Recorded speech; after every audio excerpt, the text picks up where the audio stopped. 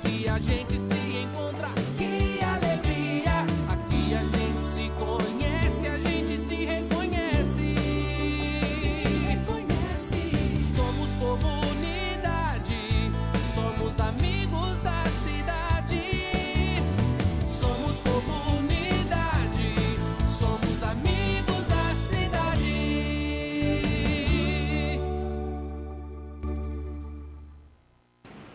Bom dia a todos os amigos da cidade.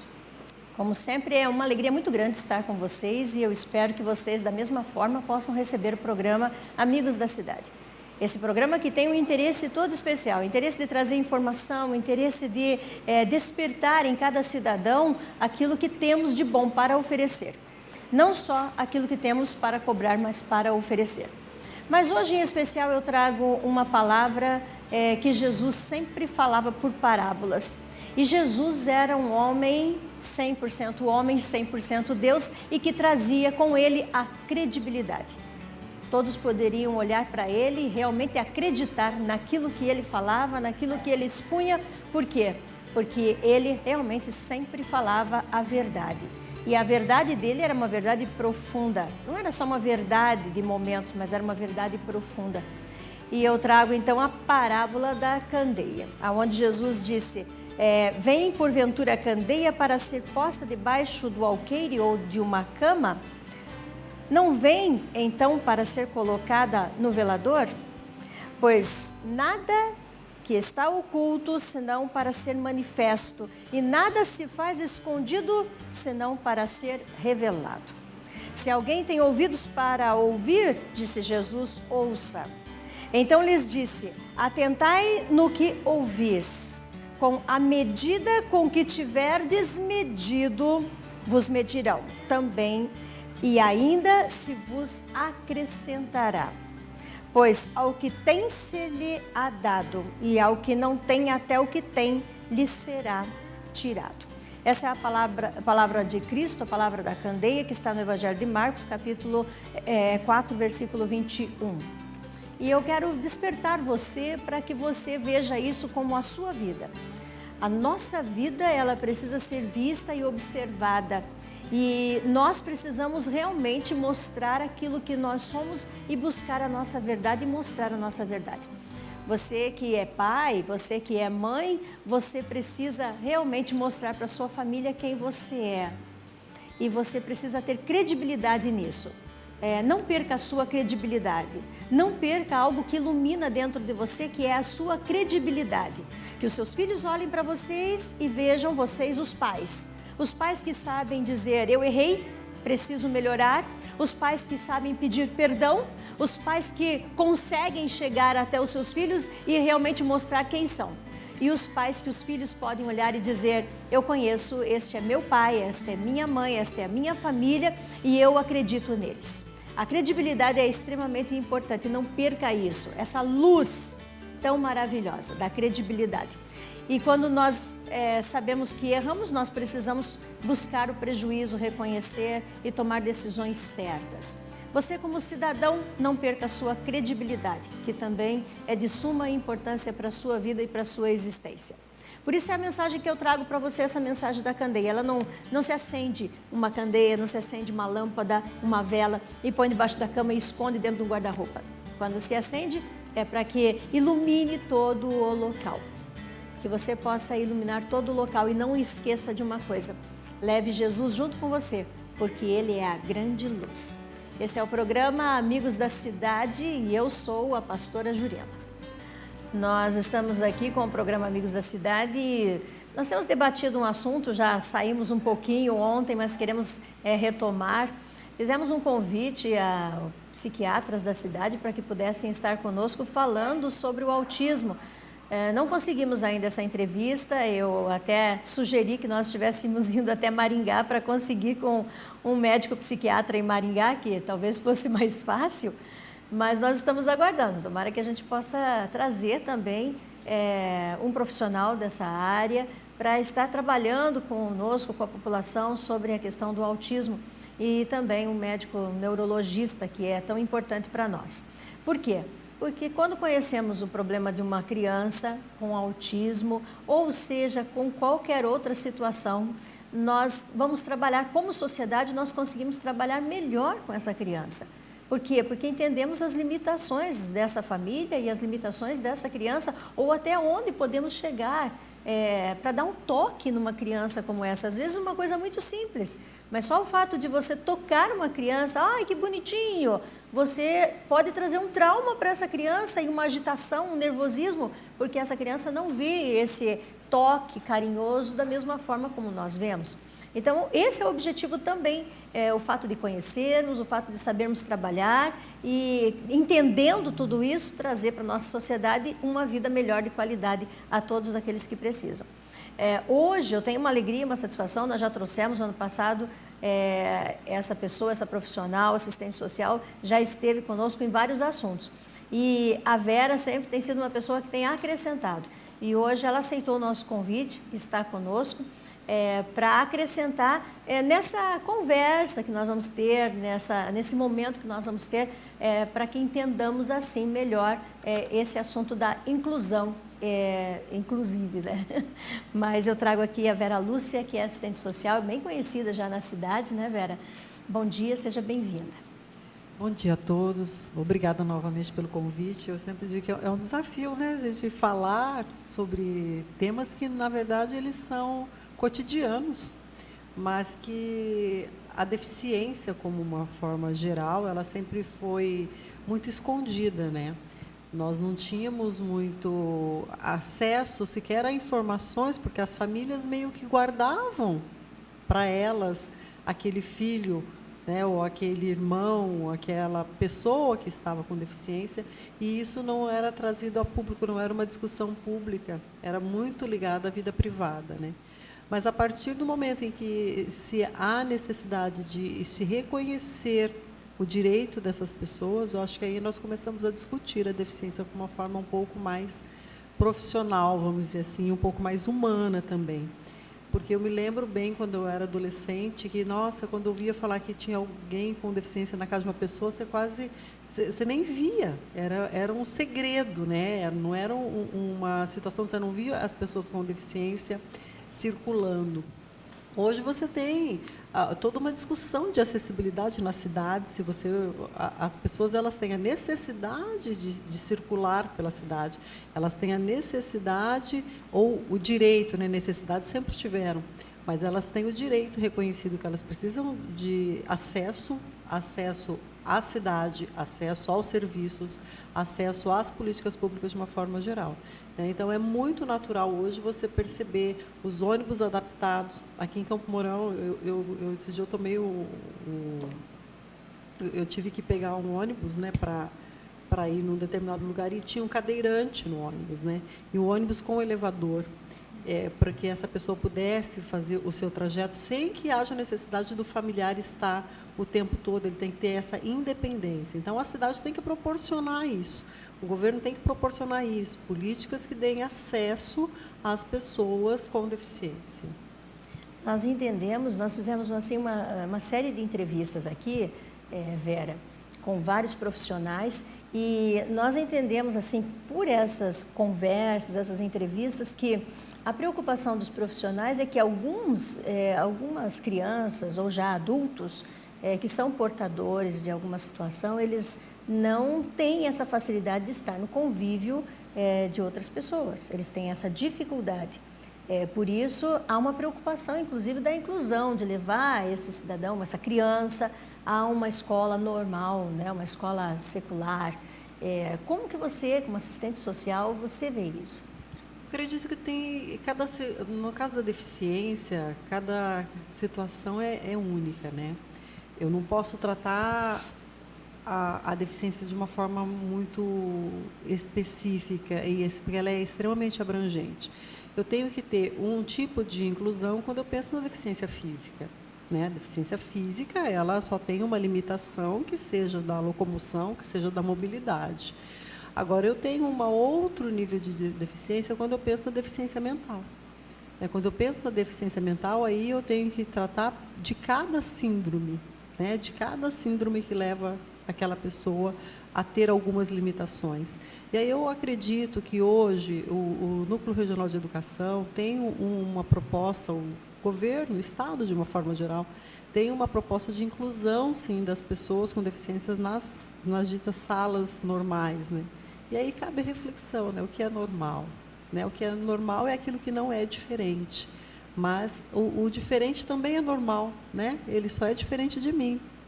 Então, como é que eu faço a inclusão? Lógico, dentro de uma sala de aula, se eu for pensar o aluno com deficiência auditiva, por exemplo, é muito mais tranquilo, porque ele consegue se relacionar, eu vou tratar da linguagem dos sinais, eu vou pensar nessa inclusão a partir desse contexto, e isso vai ficar um pouco mais tranquilo. Mas se eu pensar no aluno com deficiência mental dentro da sala de aula, eu já tenho um pouco mais de dificuldade. No Paraná, se resolveu um pouco essa questão da inclusão escolar, mantendo as APAES. Né? Então, as APAES, elas se transformam em escola a partir de 2008 até 2010, teve toda uma adaptação aí. E aí nós temos hoje as escolas especiais, que são as APAES. Algumas pessoas estudiosas do assunto acham que foi uma solução louvável. Correta. Uhum. Outros acham que essa solução não foi a correta, porque eu continuo segregando, eu continuo deixando eles à parte. E enquanto as outras crianças não conviverem com os chamados diferentes, elas também, será que vão conseguir aceitar? E aí tem todo o desafio, e eu concordo plenamente. Incluir o deficiente mental é o grande desafio da educação. Agora, o que significa a inclusão? Uhum. Né? E até que ponto essa inclusão não é invasiva, que eu creio que seja a sua preocupação. Né? Uhum. Como é que eu faço essa inclusão e que essa inclusão não seja invasiva? Que eu não coloque essa criança, ou esse adolescente, ou esse adulto em uma situação que vá agravar ainda mais a situação e não resolver a situação. Mas eu acredito que, para isso, no Núcleo Regional de Educação, tem um departamento, eu até sugiro que seja interessante ouvi-los nesse contexto da política pública de educação, que vai tratar exatamente da inclusão e de quais são os equipamentos necessários, a formação necessária para os professores no trato com esses alunos. Né? Então, acredito que isso seja uma demanda, mas também isso é um grande desafio que nós temos hoje em pensar a pessoa com deficiência. Isso, na verdade, divide opiniões. Né? Opiniões daqueles que acham até que as APAES não deveriam mais existir, e aqueles que brigam e lutam pelas APAES. E que nós entendemos a importância das APAES e entendemos também a importância da inclusão. Né? Tem o grupo, assim, o grupo que somos nós, que talvez estamos olhando que existe a necessidade da inclusão, mas que também existe a necessidade das APAES. Eu acredito que, no momento, eu lembro que na época, ali em 2007, 2009, a gente já discutia isso com alguns professores, né, porque trabalhava bem ligado na área da criança. E eu lembro sempre de uma professora do núcleo que ela falava assim: a gente vai ter que fazer a mudança com o trem andando. Né? Quando pensou, vai ter que incluir, todas as crianças com deficiência serão incluídas nas salas de aula. Né? As escolas terão que ser adaptadas a isso. E eu lembro sempre da professora Classi, que ela falava, o trem está em movimento e a mudança terá que acontecer. Né? E aí nós estamos vamos ter que nos adaptar nesse movimento. Então, acredito que é um movimento ainda recente, né? Não é um movimento muito antigo, mas que nós já temos frutos muito bons. Eu lembro que nós tínhamos um programa que chamava ProJovem Urbano, em 2009, 2010, e que eu lembro que o nosso desafio naquele momento foi contratar um professor que falasse, né, que tivesse o conhecimento da linguagem de sinais. Uhum. Por quê? Porque nós tínhamos alunos que eram surdos, né? Em salas diferentes, né? Uhum. Em períodos diferentes. Então, como é que a escola vai se adaptando a esse aluno? O governo federal tem um programa que chama BPC na escola. O BPC é o benefício de prestação continuada, que é pago para as pessoas com deficiência, que têm a renda mensal menor que 1/4 do salário mínimo. e que tem uma preocupação de como que essas crianças estão indo para a escola, crianças e adolescentes. A partir do momento que ela recebe o benefício, aciona um programa, né, e que aí tem um questionário que normalmente é aplicado e os municípios têm que responder esse questionário. O questionário simplesmente pergunta sobre a deficiência e sobre a acessibilidade que as crianças e adolescentes têm para chegar à escola. E aí, muitas vezes, alguns municípios acham, nossa, mas isso é um trabalho a mais, isso é uma dificuldade a mais, eu preciso de um técnico que faça essa entrevista com essa família. Mas é extremamente importante, porque muitas vezes, qual que é a dificuldade? Falta rampa de acesso, falta equipamento, falta alguém que entenda um pouco da deficiência, então, para que isso seja conduzido. Tem problema de transporte, tem problema de equipamentos. Então, tem toda uma preocupação ligada à questão da acessibilidade mesmo, né? Então, acredito que hoje o desafio ainda é incluir. Agora, tem que pensar com clareza o que significa inclusão, né? E não necessariamente é só colocar uma criança dentro de uma sala de aula onde eu já tenho mais 40 ou mais 30, e, de repente, eu não vou ter condição de manter ali. Tem alunos que precisam de um professor praticamente exclusivo, né, para ele, né, dependendo o grau da deficiência que esse aluno tem. Então, acredito que isso é um desafio bastante grande. Onde isso vai ser importante para essa criança, né, que vai entrar no sistema da inclusão, que vai estar com os 40 colegas, diria até 40, mas que seja 30, né? 30 colegas que estão vivendo seu ciclo de vida no aprendizado ali dentro da escola, e que ele entra e ele não vai acompanhar da mesma forma. E como vai ser a vida dessa criança dentro da escola, desse menino ou menina, não é? Eu acredito que a sociedade ela é feita num processo de história, né? E nós estamos num momento histórico não é nem de aceitação, é de percepção do diferente, né? Porque a gente ainda não está olha, aceitamos as diferenças, conseguimos discutir a inclusão com categoria, nós ainda estamos percebendo que tem pessoas que são diferentes de nós. E acho que o próximo passo vai ser de aceitar essa convivência. Nós ainda temos casos de discriminações horríveis, né? Tanto para as pessoas com deficiência, como para as questões étnico-raciais, de comportamento. Então, nós ainda temos situações muito gritantes de discriminação. E ainda temos aquele olhar, ou é o coitado, né, para a pessoa com deficiência, ou então de aberração, né? Olha, nossa, eu olho e me espanto com aquilo. Mas elas pelo menos hoje, são vistas, né? Nós temos essa possibilidade de percebê-las no cotidiano, que antes a gente sequer tinha. Lembro que uma primeira aproximação que eu tive bem grande com pessoas com deficiência foi num trabalho que eu tinha em Londrina, e eu fui fazer uma visita para uma família que tinham 4 deficientes. 4 pessoas com deficiência, e todas com deficiência mental severa, né? Que aquelas que ficavam ali eram crianças, eram adultos crianças, né? Que não conseguiram desenvolver de acordo com a sua idade, e que não iam nas APAES, né? E que daí eu ficava pensando, falando, mas como que nós mudamos, né? Porque naquele primeiro momento que aquela mãe teve um filho com deficiência, todas as luzes teriam que ter sido acendidas para o biológico dela, e para ver se tinha uma possibilidade de ter outro. E ela teve o segundo, e ela teve o terceiro, e ela teve o 4º filho com deficiência. E aí eu pergunto, como que, para além da inclusão, como que está a nossa situação de perceber se eu tenho a possibilidade ou não de ter um filho com deficiência? Nós temos exames hoje que são revolucionários, vamos dizer assim, nessa área, né? Mas será que o pré-natal não contribui para isso? Será que um acompanhamento de uma gestação bem feita? Então, para além da inclusão, nós temos que pensar também o que causa a deficiência, né?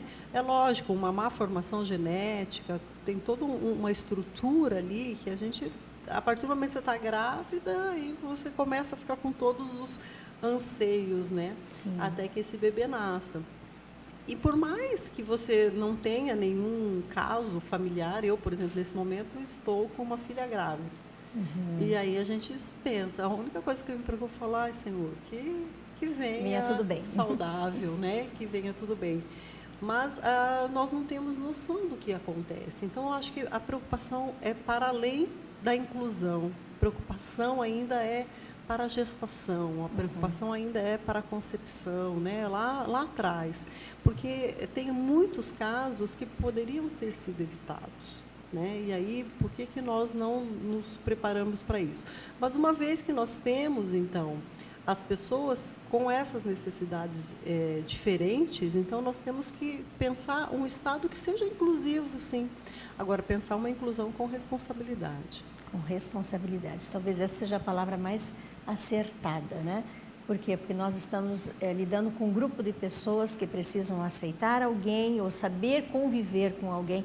Eu já até traria essa palavra para isso, né? Não vejo tanto o aceitar, mas saber conviver, saber trabalhar com essa pessoa que é diferente. E também para essa pessoa diferente e que vai estar nesse convívio. Tá? Eu vejo assim que nós temos uma sociedade que sabe, devagarinho ela vai começando a aprender a interagir, né? Com as diferenças, digamos assim. E aí a senhora traz um conceito bem interessante, que é essa questão da convivência, né? E como é que eu estabeleço regras de convivência? E como é que antes eu não tinha nenhuma preocupação de estabelecer nenhuma regra de convivência com a pessoa com deficiência. Por quê? Porque eu não tinha ela sob os meus olhos, eu não tinha convívio com ela. Né? Hoje eu preciso pensar quais são as regras de convivência, então, para a pessoa com deficiência. Elas precisam ser melhor estabelecidas, né? Melhor discutidas também. É lógico que tem pontos de vista totalmente diferentes. Eu acho que nós temos que ouvir tanto quem é favorável à inclusão escolar, como aqueles que não, até para ponderar, né? Porque eu acho que nenhuma verdade é absoluta, né?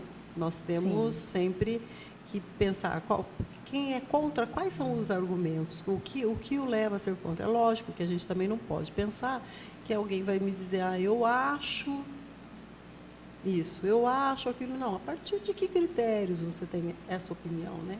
Eu acho que é um assunto extremamente polêmico, mas eu também acredito que, depois da Constituição de 88, nós tivemos ganhos muito profundos nessa área. Nós temos o próprio benefício de prestação continuada, é um benefício que dá para eles uma possibilidade de inclusão, uma possibilidade, pelo menos, de inclusão econômica, para um pouco mais de sustentabilidade dessa família que precisa ser assistida mesmo.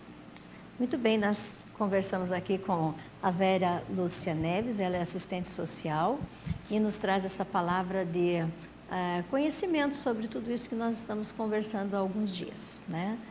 Sobre essa situação da inclusão hoje, mas sobre o autismo, sobre as crianças que precisam de um cuidado tão especial. Obrigada, Vera, pela tua presença, muito importante. Obrigada mais uma vez pelo convite, espero ter contribuído um pouquinho nessa discussão, mas fica aqui a sugestão de falar com o pessoal do Núcleo de Educação que tem um pouco mais de conhecimento sobre essa inclusão escolar. E quais são as soluções que o pessoal tem encontrado para a inclusão das pessoas com deficiência. Obrigada. Obrigada. Nós vamos ao nosso momento de oração.